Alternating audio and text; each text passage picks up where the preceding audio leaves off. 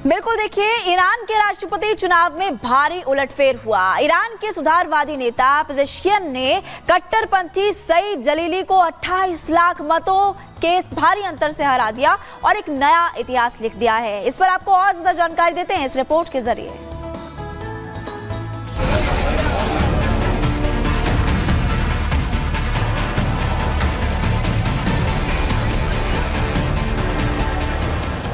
वैश्विक राजनीति, कूटनीति और क्षेत्रीय स्थिरता के लिहाज से अहम जिन दो चुनावों पर पूरी दुनिया की नजरें टिकी थी, उनमें से एक ब्रिटेन था, जहां सरकार विरोधी लहर के चलते 14 साल बाद ऐतिहासिक सत्ता परिवर्तन देखने को मिला।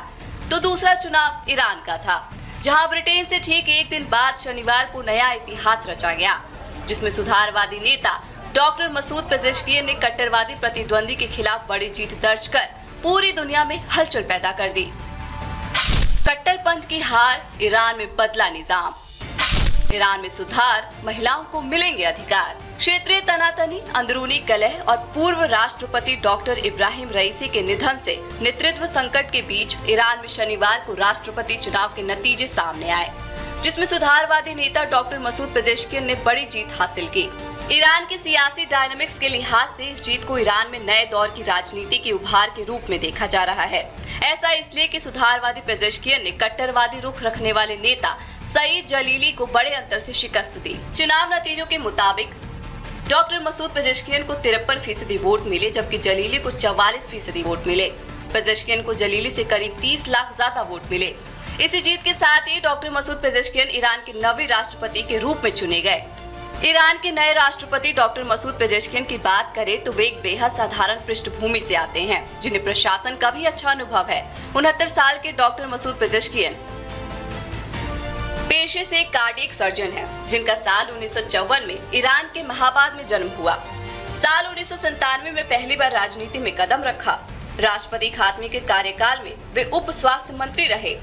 साल 2001 से 2005 तक ईरान के स्वास्थ्य मंत्री रहे। पेजेश्कियन साल 2016 से 2020 तक डिप्टी स्पीकर भी रहे। डॉक्टर मसूद पेजेश्कियन 5 बार के सांसद भी हैं। प्रगतिवादी सोच की वकालत करते हैं और कट्टरता के खिलाफ आवाज उठाते रहे हैं। इस्लामिक देश में किसी लड़की को उसके हिजाब के लिए गिरफ्तार करना और फिर उसके शव को उसके परिवार को ना सौंपना, ये स्वीकार नहीं किया जा सकता है। महिला अधिकारों के प्रति उनके रुख का नतीजा है कि पेजेश्कियन को चुनाव में ईरान की महिलाओं का भी भरपूर वोट मिला। वहीं ईरान में महिला अधिकारों के प्रति उदार और पश्चिमी देशों संग भी रिश्ते सुधारने की वकालत करने वाले मसूद पेजेश्कियन की जीत पर विशेषज्ञों ने भी उम्मीदें जताई हैं। देखिए, प्रेसिडेंट मसूद की विक्ट्री से बिल्कुल चांस ये दिखता है कि ईरान के अंदर जो कट्टरता की हवा हावी हो रखी है वो कुछ तो कम होगी। दूसरी बात, इसने अपने कैंपेन में भी कहा है कि ये अमेरिका और यूरोपीय देशों के साथ अपने रिश्तों को सुधारने का प्रयास करेंगे। ये कहते हैं कि ईरान के हालात अभी ऐसे हैं कि हम एक ब्लॉक में फंस गए हैं, हम एक गड्ढे में फंस गए हैं। हमें इस गड्ढे से बाहर निकलने के लिए कुछ बदलाव करना पड़ेगा और उस बदलाव में इसका कहना है कि हमें वेस्टर्न कंट्रीज़ के साथ अपने रिश्ते खासकर न्यूक्लियर मामलों को लेकर के सुलझाने होंगे। तो ये तो एक डेफिनेटली कुछ पॉजिटिव साइन है, पर बात ये कि कितनी अपनी पॉलिसीज़ को आगे ले जा पाएंगे।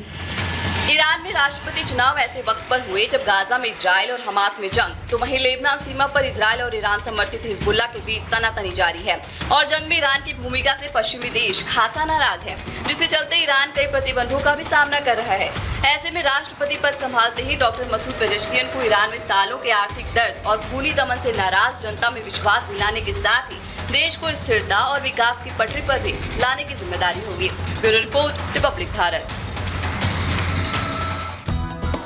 तो सुधारवादी नेता मसूद पेजेश्कियन राष्ट्रपति बन गए हैं ईरान के। सुधार की तो उम्मीद है, लेकिन साथ ही साथ लोग ये भी सवाल पूछ रहे हैं कि क्या राष्ट्रपति जो मसूद बने हैं उससे भारत और ईरान के बीच की जो संबंध है क्या उस पर कोई असर पड़ेगा। तो ये समझ लेते हैं। भारत ईरान के बीच ऐतिहासिक रूप से मजबूत संबंध है और रईसी की मौत से पहले ईरान के साथ जहाबाद डील पर भी चर्चा हुई थी। इसके अलावा इस प्रोजेक्ट में भारत को ईरान में काफी निवेश करना है। इसके अलावा अब ईरान में राष्ट्रपति चुनाव में पेजेश्कियन जीते हैं और ऐसे में नए राष्ट्रपति के साथ में संबंधों को लेकर अब सवाल भी उठ रहे हैं। सवाल इसलिए उठ रहे हैं कि भारत और ईरान के बीच जो संबंध लगातार बने रहे हैं, क्या उसमें कोई बदलाव देखने को मिलेगा? और यही ग्राफिक के जरिए हम समझाने की कोशिश कर रहे हैं कि ईरान के राजदूत ने स्पष्ट बयान जारी किया है कि भारत से संबंधों पर कोई असर नहीं होगा, ये साफ तौर पर कह दिया गया है। इसके अलावा देखिए, अगर हम बात करें कि क्योंकि कई चीजों को लेकर चर्चा होती रही है भारत और ईरान के बीच में, और ऐसे में अब उम्मीद इसी चीज को लेकर